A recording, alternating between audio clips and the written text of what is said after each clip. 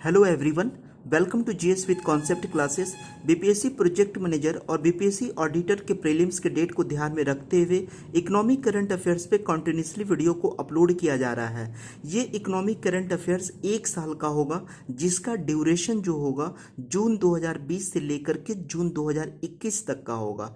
Economic current affairs पे अगर आप अच्छी पकड़ बना लेते हैं तो ये आपकी सफलता को जरूर सुनिश्चित करेगा, क्योंकि इकोनॉमी का जो मैक्सिमम जो क्वेश्चन होता है वो करंट अफेयर्स के आधार पे होता है। ठीक है, आज हम लोग इकोनॉमिक करंट अफेयर्स जो लाए हैं बिल्कुल वन लाइनर है। मुझे जहाँ पर एडिशनल नॉलेज देने की ज़रूरत होगी मैं दे दूँगा। मैं किसी भी चीज़ों को कॉम्प्लेक्स करने की का कोशिश नहीं किया हूँ ताकि आप लोगों को चीज़ें आसानी से याद ना हो सके। ठीक है, तो आज हम लोग फर्स्ट फैक्ट की तरफ बढ़ते हैं। किस राज्य ने एमएसएमई पारिस्थितिकी तंत्र के विकास के लिए सिडबी के साथ भागीदारी की है? तो राजस्थान सरकार। एमएसएमई जो होता है वो माइक्रो स्मॉल मीडियम इंटरप्राइजेज होते हैं, यानी सूक्ष्म लघु और मध्यम उद्यम होते हैं। तो राजस्थान सरकार ने एमएसएमई को विकसित करने के लिए सिडबी के साथ समझौता की है, क्योंकि राजस्थान की के जो श्रमिक वर्ग हैं, जो उद्यमी वर्ग हैं, उनको रोजगार मिल सके और साथ ही राजस्थान सरकार के राजस्व में बढ़ोतरी हो सके। तो इस राजस्थान को याद रखना है। ठीक है, किस बैंक ने future of regional corporation in Asia and the Pacific नामक नई पुस्तक जारी की है? तो एशियन डेवलपमेंट बैंक। ये डेट इंपॉर्टेंट नहीं है लेकिन मैं लिख दिया हूँ 26 नवंबर 2020। एडबी ने एशिया और द पैसिफिक जो रीजन है, प्रशांत महासागर के जो क्षेत्र हैं और एशिया रीजन के जो कंट्री हैं, उनके ऊपर जो है एक पुस्तक लिखी है कि आगे इनका जो है फ्यूचर क्या होने वाला है कोरोना पीरियड के बाद। तो इस पुस्तक का नाम आप लोग याद रखेंगे। डायरेक्ट क्वेश्चन पूछेगा कि future of the regional cooperation in Asia and the Pacific नामक पुस्तक किसके द्वारा जारी की गई है? तो एडीबी के द्वारा, एशियन डेवलपमेंट बैंक।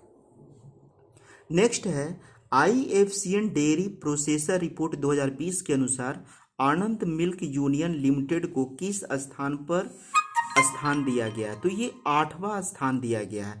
देखिए आईएफसीएन क्या है, इसका फुल फॉर्म होता है international farm corporation network. International farm corporation network ये क्या करती है कि वर्ल्ड लेवल पे डेयरी प्रोडक्ट कंपनियों के बीच रैंकिंग जारी करती है। जो भी डेयरी प्रोडक्ट बनाती है कंपनी, उसके बीच रैंकिंग जारी करती है वर्ल्ड लेवल पे। तो उसमें आनंद मिल्क यूनियन जो अमूल दूध बनाता है, जिसका हम लोग मॉर्निंग में और इवनिंग में चाय बना करके पीते हैं, उसको 8th रैंक दिया गया, 8वें नंबर पे दिया गया है। ठीक है, बहुत इंपॉर्टेंट है।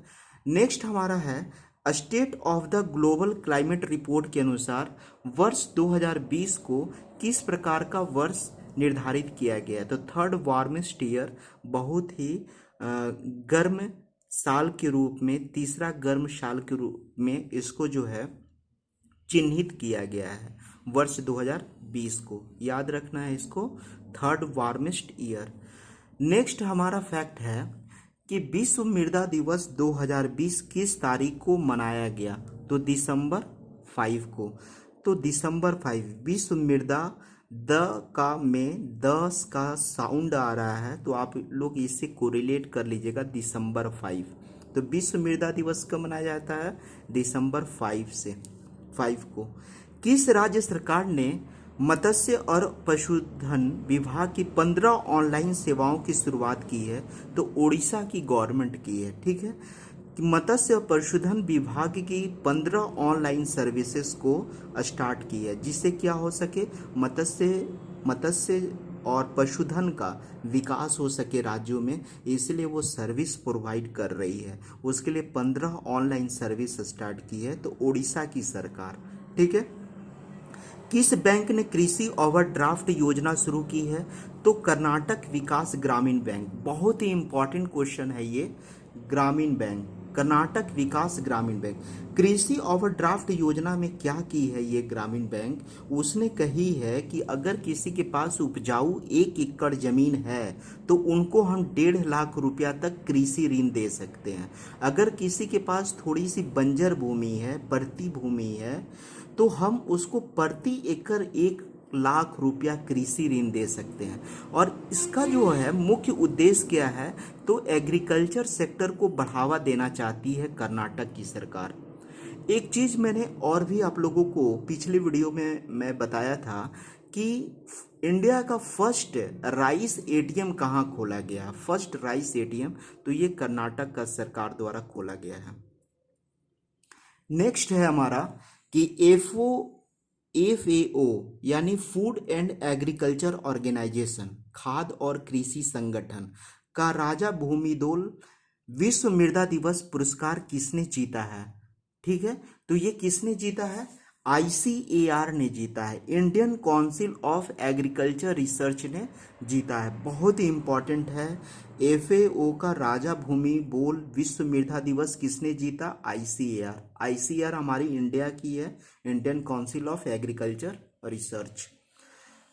नेक्स्ट हमारा फैक्ट है, किस संगठन ने भारत में उन्नत जैव ईंधन विकास का समर्थन करने के लिए 2.5 मिलियन की तकनीकी सहायता की मंजूरी दी है, तो Asian development bank. Asian development bank के बारे में अभी हमने एक फैक्ट को आपको बताया कि future of regional corporation in Asia and the Pacific नामक पुस्तक लिखी है। और ये एशियन डेवलपमेंट क्या है कि भारत सरकार को जैव ईंधन के लिए बायोफ्यूल के डेवलपमेंट के लिए 2.5 मिलियन डॉलर की तक राशि जो है हेल्प किया है एशियन डेवलपमेंट बैंक। भारत के किस राज्य को कीवी के लिए जैविक प्रमाणीकरण दिया गया है, तो ये है अरुणाचल प्रदेश को। ठीक है, ये अरुणाचल प्रदेश। कीवी जो फल होता है, अगर आपको डेंगू हो गया है, कोरोना हो गया है और आपके बॉडी में काफ़ी ज़्यादा बुखार है, टेम्परेचर बॉडी का ज़्यादा गर्म है, तो आप इसमें अगर कीवी का फल खाते हैं तो इससे तो टेम्परेचर डाउन भी होता है, प्लस में आपके बॉडी में जो प्लेटलेट्स है उसको घटने नहीं देता है और आपके बॉडी में एनर्जी जो है मेंटेन रहता है। तो इसको जो है जैविक प्रमाणीकरण का दर्जा दे दिया गया है, जो कि उड़ीसा सरकार का है। ठीक है, और इसके बाद जो है अरुणाचल प्रदेश की जो सरकार है, इसके एग्रीकल्चर के को बढ़ावा देने के लिए थोड़ा सा एक्टिव हो गई है। नेक्स्ट हम लोग पढ़ेंगे, नेक्स्ट फैक्ट है हमारा BNEF। ठीक है, इसका मतलब होता है Bloomberg new energy finance. Bloomberg new energy finance ये एक ऑर्गेनाइजेशन है, एक संस्था है जिसने जलवायु परिवर्तन सर्वेक्षण में भारत को जो स्थान दिया है 2nd नंबर पे। ये बहुत ही इम्पोर्टेंट है। ब्लूमबर्ग न्यू इनर्जी फाइनेंस एक इंटरनेशनल ऑर्गेनाइजेशन है। ये कहती है कि अगर आप अपने यहाँ स्वच्छ ईंधन को बढ़ावा देते हैं और प्रदूषण को रोकते हैं और इसमें कितना आप इम्प्रूव किए हैं, कितना डेवलपमेंट हुआ है स्वच्छ ऊर्जा के विकास में आपके यहाँ, उसके आधार पर रैंकिंग देती है। तो इंडिया को 2nd स्थान दिया गया है, जो कि अच्छी कंडीशन है। चिली को सर्वोच्च स्थान मिला है। ठीक है, और अंतिम स्थान जो मिला है वो तुर्कमेनिस्तान को मिला है। तो आप याद रखेंगे कि BNEF के अकॉर्डिंग सबसे ज़्यादा जो है शीर्ष रैंकिंग किसने अच्छा प्राप्त किया है, तो चिल्ली किया है। 2nd स्थान इंडिया और सबसे लास्ट स्थान जो है तुर्कमेनिस्तान का है। बहुत इंपॉर्टेंट है। नेक्स्ट है, भारत के पहले mRNA वैक्सीन का नाम क्या जिसमें मानव परीक्षणों के संचालन को मंजूरी दी है, तो HGCON है। ठीक है, HGCON है। इस वैक्सीन को ही पहले मानव परीक्षण पर यूज किया गया था, तो आप जो है इसको याद रख लेंगे। H से ह्यूमन होता है, इस ट्रिक से आप याद कर सकते हैं। H ह्यूमन हो गया और CO19 कोविड-19 हो गया। इस ट्रिक से आप ऑप्शन में पकड़ लेंगे। किस स्टॉक एक्सचेंज ने कृषि वस्तुओं के लिए एक इलेक्ट्रॉनिक स्पॉट प्लेटफॉर्म लॉन्च किया है। देखिए, कृषि वस्तुओं की प्रतिस्पर्धा को बढ़ाने के लिए यानी एग्रीकल्चर सेक्टर को इम्प्रूव करने के लिए बॉम्बे स्टॉक एक्सचेंज ने पहल की है। बहुत इंपॉर्टेंट क्वेश्चन है।